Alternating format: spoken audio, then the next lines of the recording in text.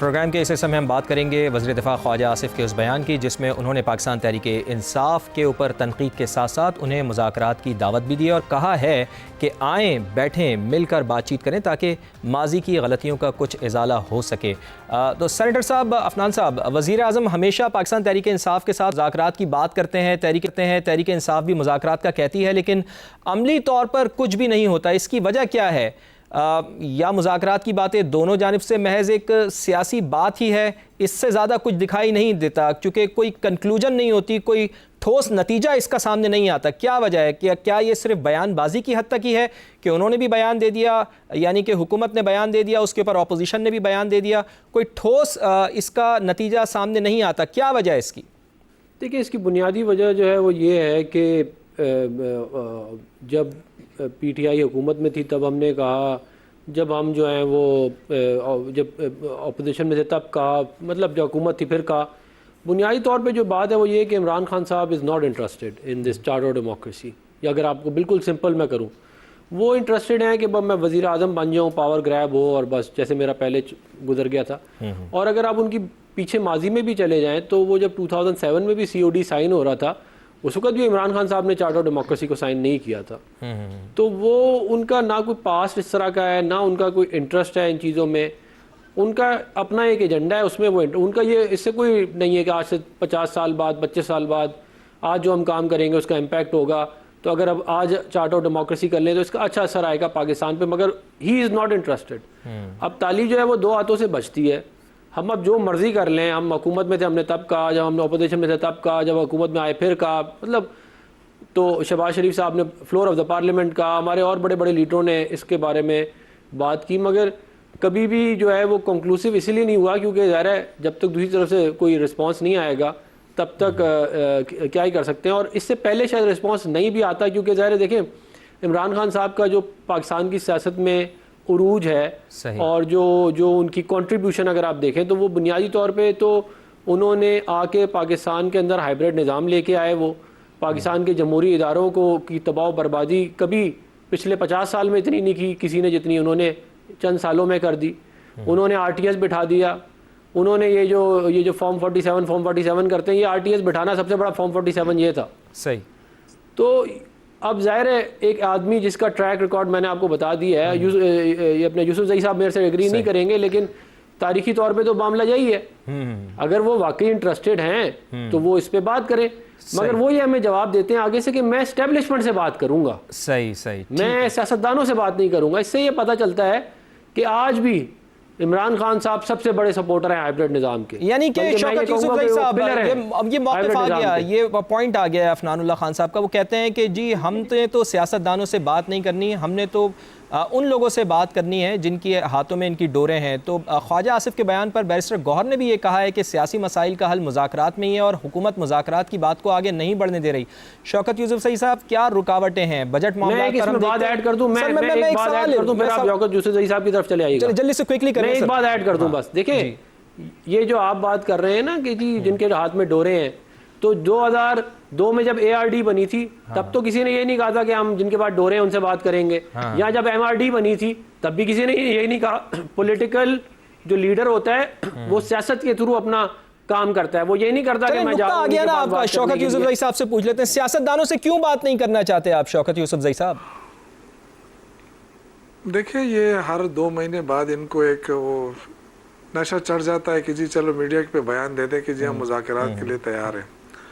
تو یہ صرف میڈیا کے لیے بیان ہوتا ہے، دیکھیں ماحول بنانا پڑتا ہے، اچھا، اور اس کے لیے باقاعدہ طور پہ کوئی کمیٹی بنتی ہے، کوئی اپروچ ہوتا ہے۔ تو کیا اس کے جواب میں بیرسٹر گوہر نے کتنی دفعہ کہا ہے کہ آؤ مل کر بیٹھتے ہیں؟ یہ کیا ہے؟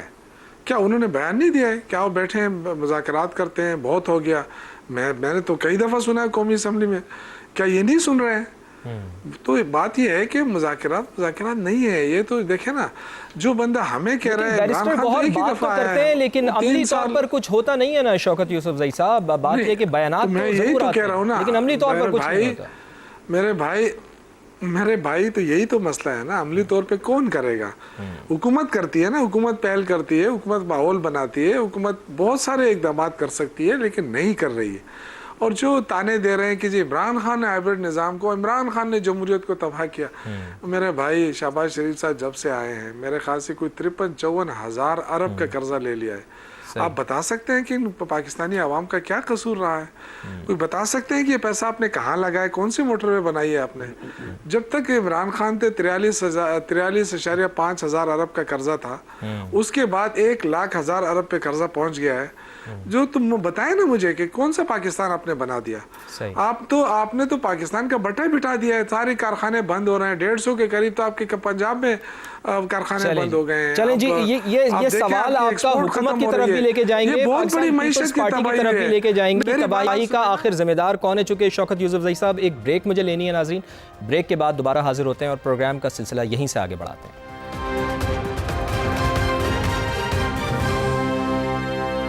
پروگرام میں ایک بار پھر خوش آمدید. اور ناظرین، ہم بات کر رہے ہیں کہ مذاکرات کی باتیں دونوں بینچز کی طرف سے ہوتی ہیں. حکومت کی طرف سے بھی کی جاتی ہیں کہ مذاکرات کریں، آئیں بیٹھیں، اور یہی بات کی جاتی ہے اپوزیشن کی جانب سے بھی. لیکن بدقسمتی یہ ہے کہ اس چیز کا کوئی نتیجہ سامنے نہیں آتا. تو شرمیلا فاروقی صاحبہ، آپ کے حکومت کے ساتھ اختلافات ہوتے ہیں اور وہ حل بھی ہو جاتے ہیں، اپوزیشن کے ساتھ حکومت کے معاملات آخر کیوں نہیں حل ہو پاتے؟ کیا وجہ ہے اس کی؟ دیکھیں، وجہ شاید یہی ہوگی کہ شاید اپوزیشن نہیں چاہتی کہ ان کے معاملات حل ہوں، کیونکہ ٹو بی ویری آنیسٹ حکومت کی جانب سے تو کافی دفعہ بڑی سنجیدگی کے ساتھ یہ مذاکرات کی آفر دی ہے انہوں نے، اور سنجیدگی کے ساتھ بیٹھے بھی ہیں. مجھے یاد ہے کہ ایک پارلیمنٹری پارٹی بنی تھی اسپیکر صاحب کی سربراہی میں، اس میں 2-3 نشستیں ان کی ہوئی تھیں اور چوتھی میں پھر یہ چلے گئے. تو بات یہ ہے کہ اگر آپ خود سنجیدہ نہیں ہیں تو پھر ایک فریق اگر غیر سنجیدہ رویہ اختیار کر لے پھر معاملات نہیں چلیں گے. مذاکرات کو کامیاب ہونے کے لیے دونوں فریقین کا سنجیدہ ہونا بہت ضروری ہے. یہاں پر مجھے وہ سنجیدگی نہیں نظر آ رہی، نہ وہ انٹرسٹ نظر آ رہا ہے، نہ پارلیمانی افیئرز کے اندر انٹرسٹ نظر آ رہا ہے، نہ کوئی سیکیورٹی ایشوز کے اندر نظر آ رہا ہے، نہ ان کو کسی قسم کی کوئی لیجسلیشن میں انٹرسٹ ہے. ان کو صرف انٹرسٹ ہے کہ یہ پوری جو جماعت ہے نا، یہ عمران بچاؤ ایک تحریک بن چکی ہے، اور ایک چھوٹا سا ان کا ایک گروپ بن گیا ہے جس میں کچھ لوگ جو ہیں وہ اپنے تہے چل رہے ہیں، کچھ لوگوں نے پیچھے مذاکرات کر لیے ہیں، وہ ان کے ساتھ نہیں رہے ہیں. ایک چھوٹا سا گروپ ہے جن کی اب کوئی as such I'm sorry to use these words، لیکن ایک چھوٹی سی نیوسنس ویلیو رہ گئی ہے کہ اسمبلی میں آتے ہیں، کاغذ پھاڑتے ہیں، شور شرابہ کرتے ہیں، بائیک آؤٹ کرتے ہیں، چلے جاتے ہیں. صحیح، یعنی پوائنٹ آپ کا آ گیا شرمیلا فاروقی صاحبہ. شوکت یوسفزئی صاحب، یعنی کہ حکومتی ارکان یہ کہتے ہیں، جیسا کہ آپ نے شرمیلا فاروقی صاحبہ کو بھی سنا، کہ بظاہر ایسا لگتا ہے کہ دنیا میں کچھ بھی ہوتا رہے، پاکستانی قوم کسی بھی طرف جاتی رہے، آپ کو اس سے سروکار نہیں ہے، چاہے وہ مہنگائی کی چکی میں پسے یا اس کا کوئی بھی حل نہیں نکل آپ کے پاس موجود ہے. آپ کے لیے صرف ایک واحد مسئلہ رہ گیا ہے، وہ بانی پی ٹی آئی کی رہائی. آخر ایسی کیا وجہ ہے کہ پاکستانی قوم کو ایک طرف آپ رکھتے ہیں اور پھر آپ کا بیانیہ آپ صرف یہ بناتے ہیں کہ آپ کے لیے سب سے زیادہ امپورٹنٹ بانی پی ٹی آئی ہیں، اگر تو وہ ہیں تو سب کچھ ہے، اور اگر وہ نہیں ہیں تو پھر کچھ نہیں ہے. آخر ایسا کیوں ہے شوکت یوسفزئی صاحب؟ یہ حکومتی موقف ہے جو میں آپ کے سامنے رکھ رہا ہوں. دیکھیں، پہلی بات تو یہ ہے کہ یہ لوگ تو دونوں مل کر لوٹتے رہے نا پاکستان کو. کسی نے آواز اٹھائی تھی اس پہ؟ یہ ایک دوسرے کو چور چور کہتے تھے. پہلی دفعہ تو پاکستانی عوام میں شعور آیا عمران خان کی وجہ سے. اگر اس کو جیل میں ڈال دیا گیا ہے تو دیکھیں، مذاکرات کی بات تو ہم ہمیشہ کرتے آئے ہیں. انہوں نے کون سی سنجیدگی دکھائی ہے؟ پیپلز پارٹی کی کیا مذاکرات؟ لیکن شوکت یوسفزئی صاحب، آپ نہیں سمجھتے کہ یہ بھی سیاست کا حسن ہے کہ ان کا ذاتی مفاد ہوتا ہے نا. جو پہلے چور چور کہتے تھے اب دوست کہہ رہے ہیں. تو میری بات تو سنیں، تو آپ بھی تو ان کے ساتھ، سیاست کا تو حسن ہی یہی ہے نا سر. میرے بھائی، ہوتا کیا ہے؟ ان کے ذاتی مفادات ہوتے ہیں نا. میری بات تو سنیں آپ پہلے. دیکھیں، یہی مفادات ہوتے ہیں نا کہ جی مجھے گلگت بلتستان کی حکومت دے دیں، جی مجھے ادھر یہ دے دیں. یہ اسی کے لیے تو بلیک میلنگ ہوتی ہے، کیونکہ فیئر الیکشن تو نہیں ہو رہا ہے. اگر آپ فری اینڈ فیئر الیکشن کرتے تو آج یہ صورتحال تو گلگت بلتستان کی نہ ہوتی، نہ آزاد کشمیر کی ہوتی. آزاد کشمیر میں ان کی حکومت ہے نا، کراچی میں ان کی حکومت ہے. کراچی کے کیا حالات ہیں آپ خود دیکھیں، میرے خیال سے آپ نے وزٹ کیا ہوگا. سارے کراچی کا رہنے والا ہوں، میں تو خود کراچی کا رہنے والا ہوں، بہت کام تو آپ دیکھیں نا. تو میرے خیال سے آپ کو زیادہ आपको ज़्यादा मालूम है, मैं तो एक दो दफ़ा आया हूँ, मुझे तो बड़ी हैरत हुई है कि इतने बड़े बड़े दावे कि जी हमने तो पता नहीं क्या बना दिया, लेकिन वो सारा शहर खुदा हुआ। और जी कब से मैं तो हैरान हूँ कि BRT हमें ताने देते थे कि 6 माह में नहीं बना सके, और इनके कितने साल हो गए BRT की, अभी तक उसका नाम निशान नहीं है। मैं समझता हूँ कि देखें, अगर आपने पॉलिटिकल चीज़ों को बढ़ाना है तो जमहूरियत को मजबूत करना है। पहले ये जमहूरियत का गला घोटते, आज मैं बड़े हैरान हूं कि जमहूरियत को मजबूत करने के लिए सेनेटर साहब, चूंकि वक्त बिल्कुल खत्म हो रहा है, टाइम बिल्कुल कम रह गया है सर, शौकत यूसुफजई साहब हमें दावा, जबकि खुद बैठे हुए हैं, खुद गैर जमहूरी सेटअप में बैठे हुए हैं, खुद फॉर्म 47 के जरिए आए हैं, और ताना अफनान साहब देखे ना, आज पीपल्स पार्टी जो हमेशा जमहूरियत का राह गिलाती थी, आज वो इनके साथ मिली हुई है। सर शौकत यूसुफजई साहब आपका मौक़िफ़ आ गया। अफनान साहब अपना साहब को मैं सिर्फ इतना गुजारिश करूंगा, यूसुफजई साहब को मैं इतना गुजारिश करूंगा कि पेशावर के हालात भी 13 साल में बहुत ख़राब हुए हैं। अगर कराची के हालात ठीक नहीं है तो पेशावर का भी बेड़ा गर्क करके रख दिया है।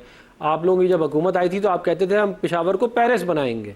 आज आप लोगों का हाल ये है कि वहाँ पे गलियाँ टूटी हुई हैं, गटर उबल रहे हैं, और 2200 अरब रुपए में, जो 2200 अरब रुपए का बजट है, उसमें से आपने 20 अरब रुपए पेशावर को ठीक करने के लिए नहीं लगाया। तो ये सारा खा पी के, आपस में बांट बूट के खा पी के, बात ये है कि क्या वजह है कि 13 साल हो गए हैं PTI की हुकूमत को, और आज भी वहाँ पे जो है वो बच्चे जो है स्कूल नहीं जाते।